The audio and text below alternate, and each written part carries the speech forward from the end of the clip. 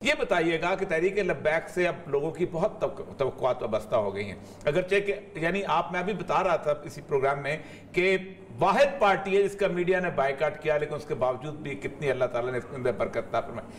آپ یہ بتائیے گا کہ آئندہ جو لائے عمل ہے، ظاہر بات ہے پہلا تو معاہدے پہ عمل درآمد کی بات ہوگی کہ کیا آپ اس کو اس معاہدے پہ عمل درآمد کے لیے بالکل اسی جوش و خروش کی طرح آئندہ کریں گے، اور پھر اللہ تعالیٰ آپ کو توفیق دے کہ آپ اس مشن کو آگے لے کے کیسے بڑھیں گے؟ دیکھیں جی، اس معاہدے کے حوالے سے جو بھی بات ہے وہ معاہدہ ایک بائی ریٹن پیپر کے اوپر ہوا ہے، اور اس کے اوپر حکومت کی طرف سے، ریاست کی طرف سے 3 ذمہ داروں نے دستخط کیے ہیں، اور ہمارے مجلس شورا کے 3 ذمہ داران کے دستخط ہیں۔ اگر جو حکومت ہے وہ اس معاہدے سے روگردانی کی کوشش کرے گی ٹھیک، تو اس کے بعد مجلس شورا سے ہم مشاورت کے ساتھ اس کے اوپر راست اقدام اٹھائیں گے، اور کوشش نہیں کرنی چاہیے حکومت کو کہ وہ، اور ہم امید بھی کرتے ہیں کہ حکومت اپنے اس معاہدے سے روگردانی نہیں کرے گی۔ وہ اس لیے کہ انہوں نے ہم سے وعدہ کیا تھا کہ ہم اس کو لیجسلیشن کے لیے پارلیمنٹ میں لے کر جائیں گے، اور پارلیمنٹ میں ہمیں یقین ہے کہ تمام حضور کے غلام بیٹھے ہوئے ہیں، کلمہ پڑھنے والے بیٹھے ہوئے ہیں، اور جب ہم حکومت کے سامنے بھی بیٹھتے ہیں تو وہ ہم سے زیادہ اپنا عشق رسول ظاہر کرتے ہیں۔ تو جب یہ معاملہ پارلیمنٹ میں جائے گا تو کوئی بھی اس کی مخالفت نہیں کرے گا، اور یہ اتفاق رائے سے پاس ہو جائے گا، اور اگر اس کے اوپر کوئی بات ہوگی تو ہم ان پارلیمنٹیرینز کے پاس خود جائیں گے اور ان کو بتائیں گے کہ آپ کو یہ MNA شپ مبارک، آپ کو یہ تمام سہولیات مبارک، لیکن حضور کی عزت اور ناموس کے لیے آپ امت کی آواز بنیں، اور یہ ذمہ داری ہم جہاں تک لے کر جا سکتے تھے وہاں تک تو پہنچا دی، اب یہ ذمہ داری آپ کے کندھوں پر ہے۔ تو انشاءاللہ ہم پوری امید کرتے ہیں، کیونکہ میرے آقا و مولا صلی اللہ علیہ وسلم نے فرمایا کہ مسلمان بزدل تو ہو سکتا ہے، جھوٹا نہیں ہو سکتا۔ صحیح بات۔ اچھا آپ صاحب یہ بتائیے گا کہ علامہ صاحب کی جو شخصیت ہے، جنہوں نے جس طرح انہوں نے ایک نئی روح پھونکی تھی، اور خاص طور پہ سیکولرزم اور لبرلزم کے خلاف جس طرح وہ بہت بڑی آواز تھے، آپ اندازہ کریں کہ جب بھی ان سے ملاقات ہوئی ہمیشہ وہ اس طرح کے ایسا لگتا تھا کہ پوری دنیا کا انٹرنیشنل پرسپیکٹو ان کے ساتھ۔ آپ کی یہ جد و جہد جو ہے سیکولرزم اور لبرلزم، آج جو کچھ ہمارے معاشرے کے اندر فحاشی اور عریانی کی صورتحال ہے، اس کو آپ کنٹینیو رکھیں گے آئندہ انشاءاللہ العزیز؟ انشاءاللہ، کیونکہ ہمارے قائد نے ہمیں ایک سلوگن دیا، وہ ہے کہ حضور کے دین کو تخت پر لانا ہے، اور یہ ملک حضور کے نام پر بنا ہے، اور اس ملک کو جب بنایا گیا تو ہر چھوٹے بڑے ہر مسلمان نے یہ نعرہ لگایا کہ پاکستان کا مطلب کیا، لا الہ الا اللہ، اور دستور ریاست کیا ہوگا، محمد رسول اللہ۔ انشاءاللہ حضور کے دین کو تخت پر لانے تک کے لیے ہم اپنی آخری سانس تک ہر طرح سے جدوجہد کریں گے۔ اچھا حافظ صاحب، ایک چیز ہمیں نظر آئی اس جنازے کے اندر کہ تمام مکاتب فکر کے جید علماء، سیاسی جماعتوں کے جو رہنما تھے وہ بھی شریک ہوئے، اور ظاہر ہے جب آپ اس پولیٹیکل ایجنڈے کی بات کرتے ہیں، دین کو نافذ کرنے کی بات کرتے ہیں، ظاہر ہے ایک سیاسی جماعت کے باقی جماعتوں سے بھی رابطے ہوتے ہیں، ایک مشترکات کے اوپر اتفاق کی بات ہوتی ہے۔ تو اتنی دینی جماعتیں ہیں تو تحریک لبیک کی کیا پرائرٹی ہوگی کہ باقی دینی جماعتوں کے ساتھ مل کر ان کو بھی اس جد و جہد کے اندر شامل کیا جائے گا، یا آپ سولو فلائٹ کے حامی؟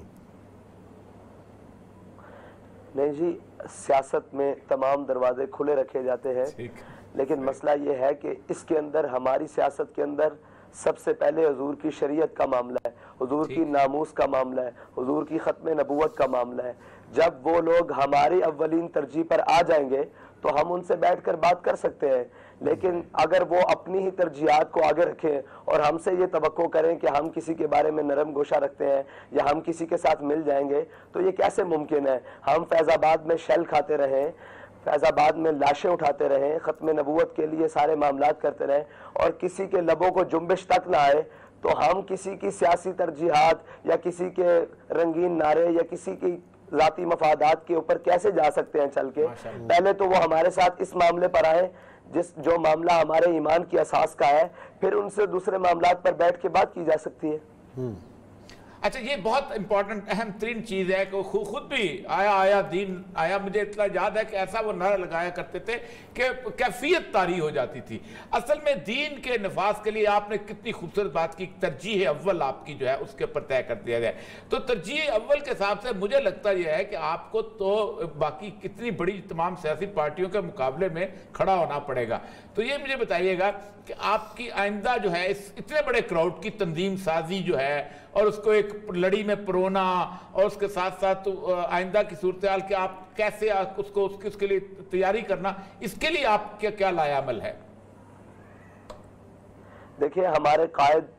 ایک تمام جماعت کے روح رواں ہر چیز انہوں نے بنائی, لیکن ایک ان کی خصوصیت تھی اس جماعت کے مستقبل کے لیے, اور مستقبل کے لیے بھی, اور ان کی حقیقی دلی آواز بھی تھی کہ انہوں نے پوری جماعت میں کسی کا ذاتی نعرہ نہیں لگنے دیا,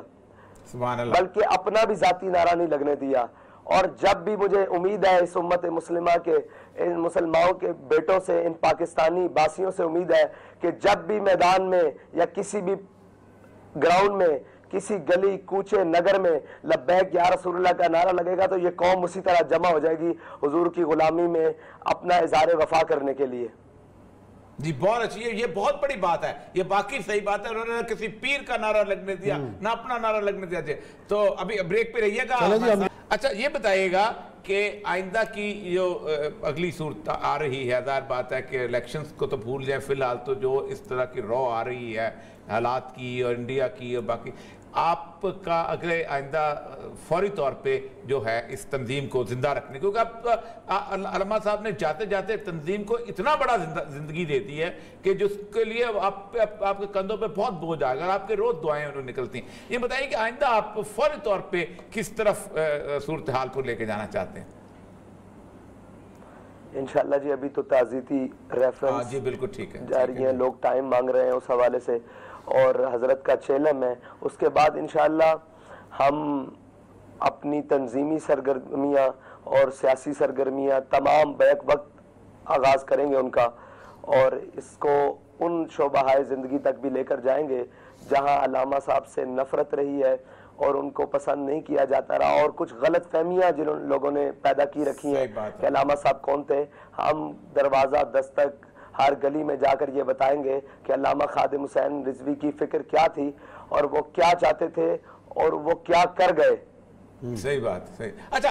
یہ بات آپ نے بڑی اچھی کی. عموماً خود بھی کہا کرتے تھے, جیسے انہوں نے ایک بیان آج کل بہت چل رہا ہے کہ کہنا جی وہ تو بندہ تو اچھا تھا لیکن تھا بڑا سخت, اور سختی ان کی ظاہر بات ہے جس معاملے میں تھی اس معاملے میں سختی نہ ہو تو ایمان ہی نہیں ہے. سچی بات ہے, سید الانبیاء صلی اللہ علیہ وسلم کے معاملے میں اگر آپ کے چہرے کا رنگ نہیں بدلتا تو آپ تو ختم ہے نا بالکل. لیکن اصل مسئلہ یہ ہے کہ غلط فہمی, اور یہ صاحب اس سختی کے لیے آپ ہم سے بھی کوئی نرمی کی توقع نہ رکھے, وہ سختی ہر مسلمان کے ایمان کا حصہ ہے. آمین, جزاک اللہ, اللہ تعالیٰ آپ کو خوش رکھے. اصل مسئلہ یہ ہے کہ یہ آپ نے بڑی اچھی بات کی کہ یہ غلط فہمیاں جو ہیں وہ, آپ بتائیے گا کہ اس فکر ان کی اس بات کو, سختی کی وجوہات کو بیان کرنے کے لیے آپ میرا خیال ہے ایک تفصیلی پاکستان پورے کا دورہ بھی رکھ رہے ہوں گے انشاءاللہ العزیز, اور وہ تو اپنی معذوری میں چلتے تھے, آپ کو اللہ تعالیٰ نے ماشاءاللہ صحت دی ہے. جی بالکل ایسا ہی ہے. ہمارے جو ذمہ داران ہیں ان کو ابھی اپنے علاقوں میں بھیج دیا گیا ہے, شورا کے ممبرز کو بھی, ضلعی امراء کو بھی, پی پی امراء کو بھی, جو بھی نیچے تنظیمی سٹرکچر ہے ان سب کو اپنے علاقوں میں بھیج دیا گیا ہے, کیونکہ وہاں سے بھی بہت سارے لوگوں کی درخواست ہے کہ ہم وہاں پروگرامات منعقد کریں اور حضرت کی زندگی پر وہ تو روشن تھی اس کی روشنی پھیلائیں. اچھا دو چیزوں سے بارے میں اتفاق سے ان سے جو ملاقات ہوئی تھی, دو چیزوں کے بارے میں نے ان سے عرض کی تھی اور میں نے کہا تھا کہ یہ دو بڑے خطروں کے علاقے ہیں اور اسی سے حملہ ہوتا ہے. ایک ہمارا نصاب تعلیم ہے جی, انہوں نے کہا تھا اس پہ کام ہونا چاہیے, اور دوسرا ہے ہمارا میڈیا, کیونکہ دونوں حملے دو ہی طرف سے ہو رہے ہیں کہ باقی حملے سنبھال لیتا ہے بندہ, ان دو کے حملے سنبھالے نہیں جا سکتے. تو آپ بھی کیا چاہیں گے کہ نصاب تعلیم جو پاکستان کے اندر اس وقت جو بہت بڑی موومنٹ چل رہی ہے ایک نصاب تعلیم بن جائے, اور میں چاہوں گا کہ آپ کا راستہ ہو کہ اس نصاب تعلیم کو آپ چاہیں کہ یہ خالصتاً دین کے مطابق ہو اور اس کے لیے ایک تحریک چلائی جائے؟ میرے والد صاحب کا جو نظریہ ہے نا جی, جو ہمارے قائد کا نظریہ, وہ کہتے تھے کہ دنیا کی ہر تعلیم پڑھو, دنیا کی ہر چیز پڑھو، لیکن جب تم سے کوئی بات کرے یا تمہارے کوئی نظریات کو دیکھنے کی کوشش کرے تو اسے پتہ لگے یہ حضور کا سچا غلام ہے، یہ پکا مسلمان ہے. اور آپ معاشیات بھی پڑھاؤ، سب کچھ پڑھاؤ، لیکن اندر مسلمانی پیدا کرو. کیا وہ کہتے تھے کیا اقبال نے نہیں پڑھا؟ اقبال نے غیروں کا نصاب نہیں پڑھا؟ کیا اس نے اپنے اوپر طاری کر لیا؟ وہ کہتے تھے کہ اس خیرہ نہ کر سکا مجھے جلوہ دانش فرنگ،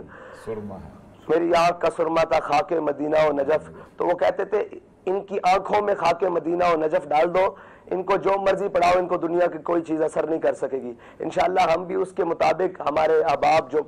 سارے اس ٹیم ہے پوری ایک تعلیمی نظام کے اوپر، وہ ہم ایک مسودہ پیش کریں گے کہ اس کے مطابق تعلیمی نظام ہونا چاہیے.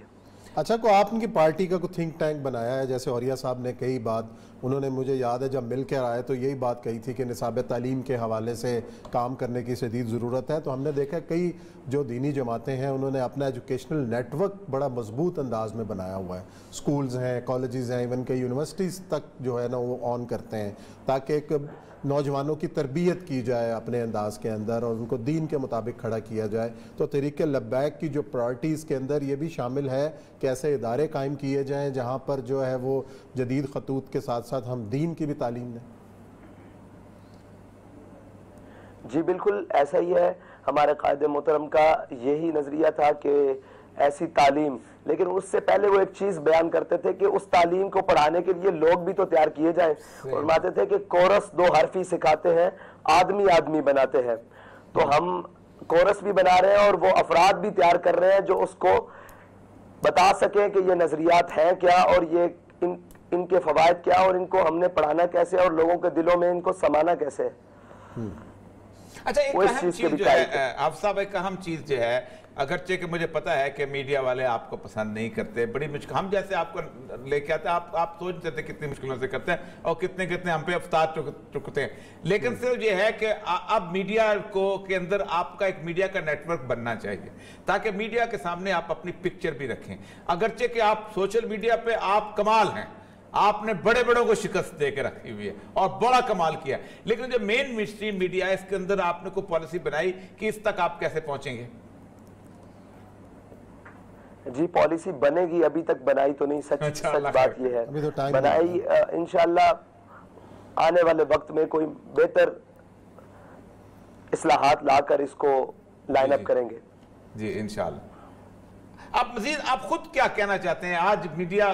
میں آپ اس وقت شاید میں خیر پہلی دفعہ کچھ کہنا چاہتے ہیں، وہ ذرا صاحب خود اب دل کھول کے جو کہنا چاہتے ہیں لوگوں کو، علامہ صاحب کے سوگواران کو، باقی لوگوں کو، آپ خود دل کھول کے جو کہنا چاہتے ہیں کہیں. علامہ مطلب میرے قائد محترم کے یہ الفاظ جو میں دہرانا چاہتا ہوں اور اپنی پوری قوم سے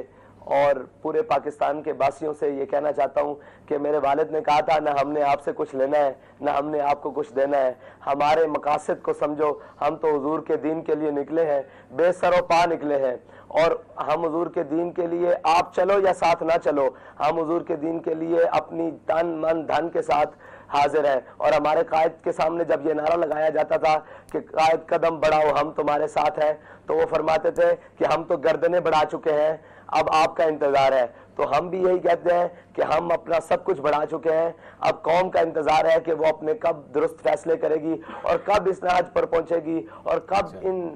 تمام سے جو سارے معاملات ہیں ان کو دیکھے گی کہ کون غلط ہے اور کون صحیح ہے، کب اس نہج پر پہنچے گی کہ وہ فیصلہ کر سکے کہ ہم نے کس جانب کھڑا ہونا ہے. آج بھی ہم یہی کہتے ہیں کہ ہم نے فیصلہ آپ کی کندھوں پر رکھا ہے، آپ فیصلہ کر لیں، ہم تو اسی طرح اپنی جدوجہد جاری رکھیں گے اور آخری سانس تک جاری رکھیں گے، اور اللہ تعالیٰ ہمیں اسی طرح اپنے قائد کے مشن پر رکھتے ہوئے. بہت شکریہ جی، اللہ تعالیٰ آپ کو استقامت عطا فرمائے، آپ کا جو ہے وہ مدد کرے. اور اسی نوٹ کے ساتھ